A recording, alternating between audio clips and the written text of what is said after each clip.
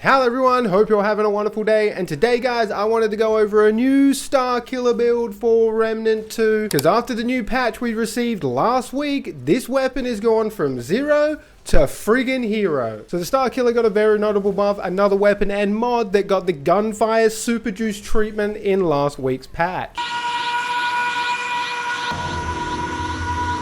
So its mod damage has been increased from 350 to 700. That is double the damage if you couldn't tell. Which, just like the Astral Burst change, this is a ridiculous damage increase. And its add damage has also been doubled from 250 to 500. Don't know what this does, don't know what this means. I do have a feeling this is when the mod initially hits the target before it starts doing the gravity explosion, but I'm not sure. So the devs did fix the explosion radius on the mod itself. Apparently there was some wacky shenanigans happening there where we weren't getting the max explosion radius, so that has been fixed. I think it does feel a lot better, but that could just be placebo, I don't know, but it does feel a hell of a lot better. And also the mod cost has been reduced from 1500 down to 1000. That is a massive change. This means that you're going to be able to spam this mod more consistently, which should give you a better damage output overall. So if you're a Starkiller enjoyer, you probably just got rock friggin' hard, baby, seeing all these changes.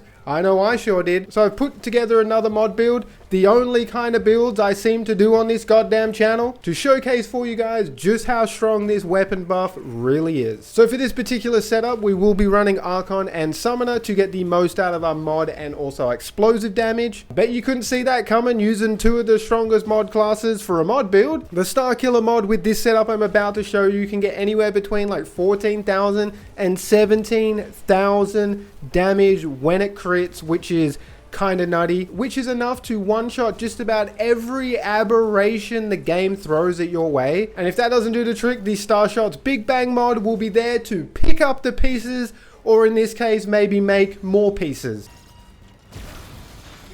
We have some amazing mod generation. You're able to spam Gravity Core and Big Bang mod consistently, which gives you more damage overall. And we also have some pretty decent survivability with this build as well. It's not the best, but considering the setup we are using, it's pretty decent. You're definitely not a tank, but you are more durable than a wet paper bag, I'll tell you that much. I think the only negative to this build is if you stand too close to that Gravity Core mod, it will friggin' knock your socks off, man. This thing is so potent, even to yourself. You can take max amounts of kinship and this mod will still do a sizable chunk of damage to your health. So just be careful there. But once you actually get a feel for the build, this is pretty easy to manage. I didn't find this too much of an issue, but it can still come back to bite you in the ass if you are not careful. So very solid build. I had a lot of fun testing this one out, and I hope you guys enjoy it just as much as I did. So enough piss farting around, let's jump into what we're actually taking with this particular setup. So let's start with the Prism first. Still rocking the same Prism setup as before. I'm too lazy to go out and try and make a better explosive damage Prism, I'll admit it. So for my Prism, we have mod crit chance, health bonus, sapper, mage,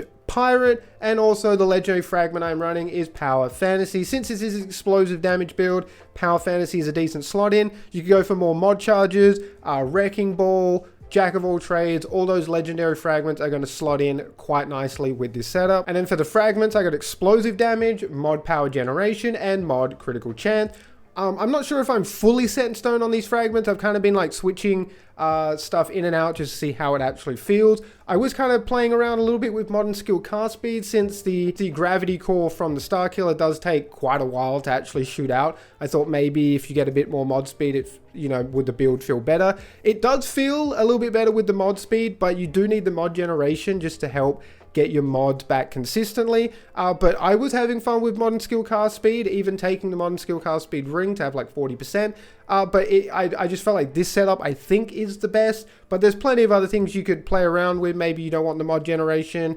You could try more crit damage. You could put more defensive options in if you really want to. But I did feel like this setup was just giving me the most amount of damage consistently, but I could be wrong. Then moving on over to the archetype, I did mention this in the intro. We are taking Archon and Summoner, arguably the best setup for an explosive mod damage build. For our skills, I am running Chaos Gate, and then for the summoner skill, I am using minion flyers. Feel free to use whatever minion you want. I'm not really summoning the minions at all. Sometimes I will, just to kind of divert enemies' attention away from me, but I'm not really using the summoner skills. The main reason we want summoner is because of that damage perk, which does boost mod and explosive damage. For the armor, I'm running the Weldon gloves with the Fatir body, with the Zealot sea boots, and also the Fey Royal Van braces. For my heart, I'm just running the quilted heart. Feel free to use whatever you want. There's nothing set in stone here. I just use the quilted heart because I find it easier to speed run through boss rush. So let's move on over to the weapons, and the main star of the show, the big chief on the block here, is the newly improved Starkiller and that gravity core mod. So this bad boy got a massive buff. I don't think the gun itself has been changed too much. It's mainly just that mod, the gravity core,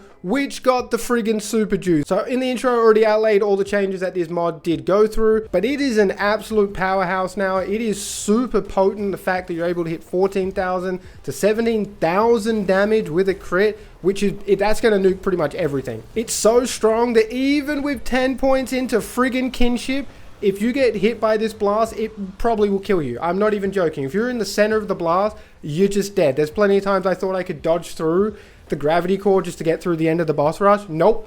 No. This thing will take you out. It is seriously potent. So you got to be very careful with the gravity core. With great power comes great responsibility. The main way I like to use the gravity core is you just want to shoot it at doors and inside rooms, and it is going to start sucking enemies in, and then when it explodes, they're toast. They're absolutely toast. So it's basically just a room clearing mod. You kind of like the SWAT team now. You're firing your gravity core in there, sucking all the enemies in, boom, clear boys, roll out. That's basically what this friggin' gun is for. You just fire it into a room and it is just going to pretty much nuke everything. Very, very strong. If you haven't used this weapon since it has been buffed, I highly recommend you do. You will not be disappointed. I have kitted this out with the feedback mutator. There are some other mutator options, but I did feel like the feedback mutator was the best and most consistent at getting the mod back, so you can just keep spamming it. I'm sure you could get Harmonizer or Failsafe to also work on the Starkiller, but like I said, I just thought that feedback was just that little bit more consistent. For the melee weapon, I've got the Huntress Spear kitted out with the Tainted Blade Mutator. I just like using the Huntress Spear so we don't see the Krellax in every single build. But yes, the Krellax is probably a little bit better because it does throw a little bit quicker. And the only reason we want to throw a melee weapon is because of the Tainted Blade Mutator, since it puts the longest corrosive dot on the target, giving us that 10% increase to all damage for 20 seconds. And then last but not least, we have the other star of the show, the Starshot handgun. I've spoken about this weapon enough. It's in loads of my explosive mod damage build because the weapon is just such a powerhouse weapon. So fun to use, super strong. So I'm not going to dwell on this too much. We all know how this bad boy works, but I have got this kit out with the Failsafe Mutator, which is giving us 25% increase to our mod damage, and also we have a 15% chance at level 10 to not consume a charge, which if my little noodle is doing math correctly, that means when we fire off all 5 charges, we have a 75% chance to not consume one of those charges. So you actually have a pretty high chance to at least keep 1 charge, if not 2. I do see 2 charges replenishing themselves pretty consistently, but you're at least always going to get 1 or 2 back, which means you can then go back to the gravity core, go back to the Starshot, and you should always have at least your gravity core ready and 4, if not 5 charges of the Big Bang ready to unload to do as much damage as possible. And then moving on over to the Amulets and Rings, nothing new here. This is like my set in stone mod explosion build setup. We got Reaction Chain, Burden of the Gambler, Burden of the Follower, which you do kind of need since our mods are so costly. This is going to just give you that extra mod generation to get the mods back consistently. So I feel like the Burden of the Follower is needed. Probability Cord and also Braided Thorns. This setup is mainly because I got Power Fantasy, just adding a lot more extra crit and crit damage to go with that Legendary Fragment. This will still work even if you don't have that Legendary Fragment, but depending on what Legendary Fragment you do have, this setup might look a little bit different for yourself. And just to show you how this build works, I know this is a bit of a controlled setting, but it's the only easy way I can show you guys how this build works. So just to show you how this build works, you want to apply your Corrosion first, use Chaos Gate, then you want to use your Gravity Core, Big Bang, going into Gravity Core, Big Bang, going into Gravity Core, Big Bang. I know this is a very controlled setup, but it still works pretty much the same way in boss fights. In fact, you're going to have to dodge every now and then, so it gives your mods chance to fully recharge before firing them again, which is even better. So you are able to get about 7,000 DPS. I haven't got that yet.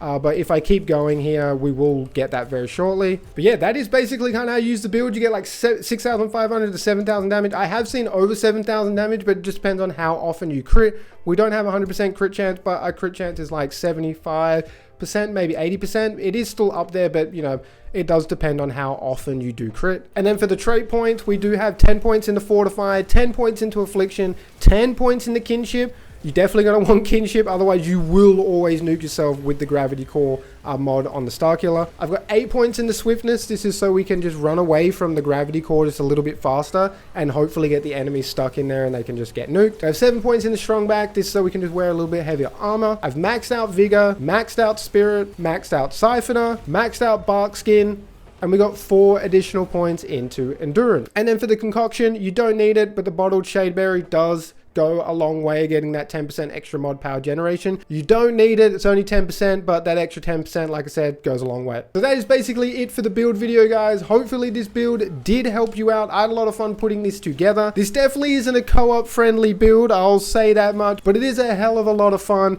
using this build in boss rush, clearing out rooms. Like I said, you shoot into a room, sucks all the enemies in, kaboom. There's plenty of instances where you'll blow the enemy up and it spawns the aberration in, and the aberration just gets nuked as well. There's been plenty of times I've wandered around boss rush. Do you like the build? Do you think it's a piece of shit? Let me know in the comment section below. I'm always keen to read your guys' thoughts. Appreciate all the love and support as always, guys, and until next time, stay safe, peace out.